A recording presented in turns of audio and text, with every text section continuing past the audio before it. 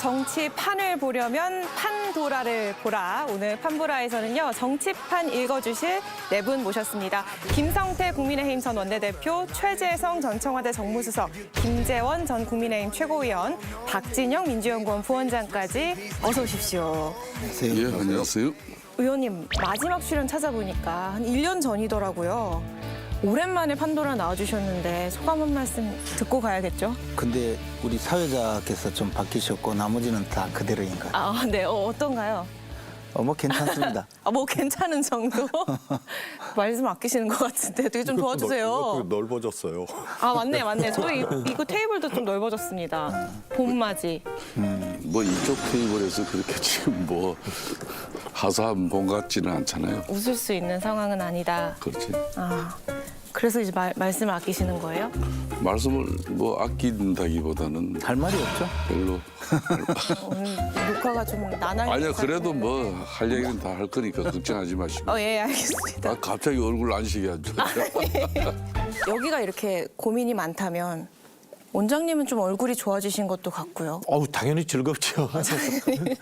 아마 야당의 역대급 승리 아닌가 뭐 그런 생각이 듭니다. 계기를 해서 대통령의 국정도 좀 방향이 바뀌고 그리고 사실은 이 국정의 운영이 국회를 한 축으로 운영되는 방식으로 바뀌는 한 계기가 됐으면 좋겠어요. 본격적인 토크에 앞서서 이번 총선에서 이 네 분의 판스트라다무스들의 예측력이 어땠는지 좀 셀프 평가 한번 해보고 가려고 해요. 얼마나 적중했는지 스스로 좀 평가를 해주시는 시간인데 수석님부터 좀 여쭤볼게요. 이광재 후보의 왜 웃으세요? 이광재 후보의 당선, 이준석 후보의 낙선을 예측하지 않으셨습니까? 증거 있어요? 증거. 예측력 100점 만점에 몇 점입니까? 저는 90점. 90점? 네. 이거 조금 두꺼워 보여요? 아니 이 후보당 한 5점 정도? 나머지 다 맞추신 겁니까? 아니 이제 이광재 후보가 된다라는 거는 방송에서 한 게 아니고 판도라에 계시는 이제 작가님들 네. 또 우리 유호정 네, 진행장님 이렇게 말씀을 드렸는데 어떻게 이게 방송에서 안 한 얘기가 이렇게 올라오는 방송에서 거예요? 하셨던 것 같은데. 내가 기억으로는 한 것 예. 같아요. 그러니까요. 그래서 내가 맞짱을 쳐준 게 그걸 되면 대권 후보 된다 그랬죠. 이광재 되면. 저희가 한번 찾아볼게요. 오차범주 거의 경계에 있는 거거든요. 그래서 해볼 만한 지역이고 그래서 격전지다. 이준석 후보는 정말 놀라운 반전이거든요. 이준석 후보에 대해서 어렵다라고 예. 얘기한 게 화성 출마 이제 초기고 아. 실제로는 막판에 거의 박빙이 나와서 수석님 너무 후하게 주신 거 아니에요? 그러니까 제가 제일 못 맞췄는데 잘 맞추신 분들이 저보다 스스로 점수를 이렇게 낮게 매겨주시니까 몹시 부끄럽네. 오늘 판보라에서는요, 네로라 하는 이 판스트라다무스들께서 자웅을 겨룰 예정입니다. 이름하여 총선 이후 첫 일성으로 본 운명인데요. 수석님부터 기회를 드릴게요. 누구의 발언을 가져오셨습니까? 저는 한동훈 전 비대위원장.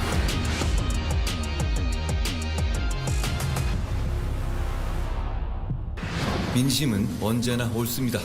그래서 저는 선거 결과에 대한 모든 책임을 지고 비상대책위원장직에서 물러납니다. 국민들의 마음을 얻지 못한 것이라고 생각하고 그 책임이 오롯이 저에게 있다고 생각합니다. 특별한 계획을 갖고 있지는 않고 어디에서 뭘 하든 나라를 걱정하며 살겠습니다. 저는 제가 한 약속을 지키겠습니다. 총선 때는 정부가 부족하지만 내 책임 아니야. 나 억울해. 나한테 한 번도 기회를 안 줬잖아. 나를 이렇게 사라지게 만들 겁니까? 했는데 그 다음날 내 책임입니다 하고 바꿨거든. 예. 그러니까 선거 전 과정을 통해서 여당의 이제 대표로 선거를 이끌면서 하나는 분명히 배운 거죠. 뭐요? 책임이 없다라고 하는 거는 정치인들에게는 그건 있을 수 없는 말이거든요. 그래서 마음하고는 달라도 책임이 나한테 있다라는 표현을 해야 된다는 거 하나는 배우고 간 것 같아요. 되게- 막 타고 입장했다가 네. 세발 자전거 타고 퇴장한 케이스거든요. 제발 자전거요? 네. 그런데 나기 정도는 봐줘. 뭐냐면은 바로 백마에서 대권주자 1등까지 이번 총선에서 갔던 거거든요. 그런데 다시 후퇴해서 당나귀 정도 타고 와서 뭐 지사 나가고 시장 나가고 뭐 이런 거는 제가 보기엔 있을 수가 없는 얘기예요. 그 다음에 하나 또 뭐 있냐면요. 실제로 한동훈 비대위원장이 권력 의지가 있는지 모르겠어요. 왜냐하면 본인의 권력 의지가 분명히 있다면 굉장히 짧은 기간이지만 전략적으로도 숙고하고 또 논의하고 이러면서 해야 되는데 완전히 개인 플레이를 해버린 거거든요. 그래서 복귀할지 못할 거다. 예, 한동훈 의원 후보자 자체가 그렇게 많지 않을 거다. 원하는 사람이요? 아니면은 당원이 실제로 원하는? 출마할 사람이 당대표에 대표 자체를 놓고 경쟁을 하겠다고 출마할 사람은 제가 2명 넘기가 어려울 것 같아요. 그건 지금 상황이 어려워서인 네. 거죠? 그리고 실제로 이번 당대표는 대선을 치르지 않는 당대표예요. 그래서 큰 매력이 있는 당대표는 아니거든요. 오히려 리스크가 많은 네. 그런 당대표인데 많은 사람들이 도전하겠느냐. 그렇게 보면은요. 거의 뭐 추대까지는 아니지만 정말 이 제한된 후보자들을 놓고 해보나 마나한 게임이 될 가능성이 있다. 그 제한된 후보 중에서 그래도 가능성이 높은 후보를 꼽아 보신다면 제가 초반에 뭘 예측 안 하기로 했어요. 다 틀리니까. 정치는 뭐 또 아니, 또 그게 이 귀신도 모르는 일도 또 일어나고 이번에 김종민 의원 보세요. 그거는 신도 예측하지 못한 그런 거거든요. 네. 본인도 예측 못했고 김종민 의원님 조상님들도 몰랐을 거예요. 김재현 총선 이후에 이 수습하는 게 훨씬 더 뛰어난 능력을 요구하는 거예요. 수습 쇄신이. 네네. 그런데 이제 앞단 국정운영 과정에서의 이 정권의 모습, 능력, 태도 이런 등등을 봤을 때 앞단이 별로였거든요. 요걸 평가한 거예요. 요걸 심판한 거거든요. 따라서 교체는 당연한 거예요. 그런데 문제는 수습하고 쇄신하는 게 더 큰 능력이 요구되는데 이걸 어떻게 할 건지가 오히려 걱정이죠. 딱 총선 끝나고 아침에 딱 눈 뜨니까 상황이 바뀌어진 몇 가지 장면들이 있어요. 안철수 의원의 특검 발언. 민주당 주도로 조만간 최상병 특검법 그러니까 표결 처리에 나설 것 같은데요. 국민의힘이 이거에 대해서 어떤 입장을 보여야 된다고 생각하세요? 저 개인적으로는 찬성입니다. 아 찬성하십니까? 예. 그럼 찬성표 던지실 계획이세요? 저는 그렇습니다. 이거는요 청문회에서 여당 의원이 대통령이 이 내정한 청문 대상에 대해서 반대하는 거 이건 아무것도 아니에요. 이런 거는요 엄청난 여권 내에서 이후에 쇄신 수습 과정에서도 충돌이 일어날 수밖에 없다는 것을 예고를 하는 거거든요. 네네. 그래서 저는 대통령이 정말로 인선을 잘 하시고 이러지 않으면은 여당 내에서도 내가 보기에는 비토하고 반대하는 인사들이 꽤 일어날 거다. 오히려 이렇게 걱정이 가서 누가 총리 후보냐 이런 거는 저는 그거 잘 모르겠어요. 그거는. 네, 수석님. 그러니까 이준석 정치는요 진보 정치가 아니잖아요. 본인도 얘기하잖아요. 보수 정치라고 얘기하잖아요. 예. 그래서 보수 정치예요. 그럼 보수 정치는 그야말로 그릇으로 따지면 정당으로는 국민의힘 아니에요. 국민의힘이 더 휘청되고 대통령이 더 휘청되고 그렇게 되리라고 보는 것 같아요. 그렇게 돼야 본인의 보수 정치에 국민의힘이라는 그라운드에서 다시 정치를 하거나 이런 것들이 가능해지는 거예요. 대선의 당대표, 집권당의 당대표를 지내고 쫓겨났고 지지층이 확실하다. 이거는 개인에 대한 평가하고는 무관하게 굉장한 뭐라 그럴까요?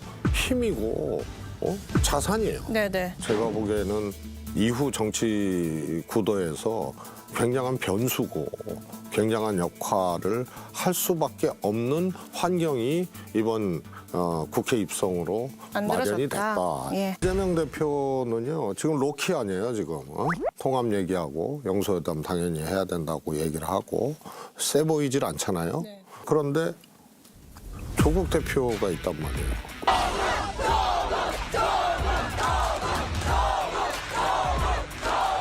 국민의힘이 참패하면 나라가 망한다 뭐 이런 얘기인데 국민의힘이 승리하면 나라가 망할 것입니다. 우리나라에서 국방부 장관이 결재를 한 것에 대해서 뒤집으라고 말할 수 있는 사람은 몇 사람이 되지 않습니까? 않습니다. 누가 국방부 장관에게 당신의 결재를 바꾸라고 명령할 수 있습니까?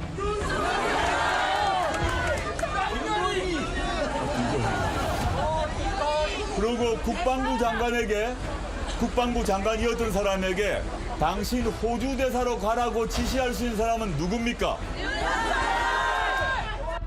동맹적 관계죠. 윤석열 정권을 기준으로 상대로 보면은 네. 동맹적 관계인데 개인적으로는 좀 신경이 쓰여지는 거예요. 그래서 이게 자칫 민주당의 이 소위 말해서 강원파 또 노선 투쟁 윤석열 정부에 대한 어떤 온건 뭐 혹은 또 강경 이런 걸로 하나의 작용할 수도 있는 그런 거리거든요. 이제 조국 혁신당이나 개혁신당은 특징이 민주당은 민주당이에요. 역사가 있고 조국 혁신당은 조국 대표가 만들고 그래서 그냥 조국 당이에요. 개혁신당도 마찬가지예요. 그러나 우리는 대통령 중심제거든요. 조국 혁신당도 결국은 조국 대표가 대권주자로 갈 수 있느냐 없느냐의 문제이고요. 정당의 수권 능력하고 조금 다른 측면들이 또 있는 거죠. 갈 수 있을 거라 보세요? 뭐 모르겠어요. 저는 얘기해도 틀리니까. 아니, 근데 어쨌든 대법원 확정 판결이 어느 정치인의 미래가 가장 밝은지 저희가 분석은 다 해봤으니까 이름만 한 번씩 들어보고 마무리해보도록 하겠습니다. 저는 그 질문은 어느 정치인이 좀 더 미래가 있다고 생각하느냐인데 거꾸로 어느 정치인이 없냐 이렇게 문제를 꼬아가지고 이런 수험생들이 제일 문제예요. 억지로 대답하는 것보다 나아요. 시험 보고 나면 학생이 질문을 거쳤어요. 그러니까 부원장님, 아니 뭐 현실적 1등인데요. 이재명 대표가 압도적이죠. 이재명 대표가 압도적이다. 위원님. 저는 네 분 다 조금씩 그림자가 있다고 생각합니다. 그래서 끝까지 성공할 수 있을지는 좀 의문이라고 봐요. 그래서 여기에 이름을 올리지 않는 분이 오히려 더 각광받을 수 있는 시기가 그렇게 멀지 않았다고 생각합니다. 아니 오세훈 서울시장도 있고 김동연 경기지사도 있고 나경원 당선인도 있고 또 우리 국민의힘의 김재섭 당선인도 있고 이미지 손상을 주신 분들보다는 그런 분들이 더 각광받을 시간이 곧 다가온다고 생각합니다. 저는 뭐 아무래도 이준석 대표를 짚고 싶었어요. 오늘 판도라는 여기까지 듣겠습니다. 진실을 여는 시간 판도라. 저희는 다음 주 월요일 밤 11시에 찾아뵙겠습니다. 시청해주신 여러분 고맙습니다. In the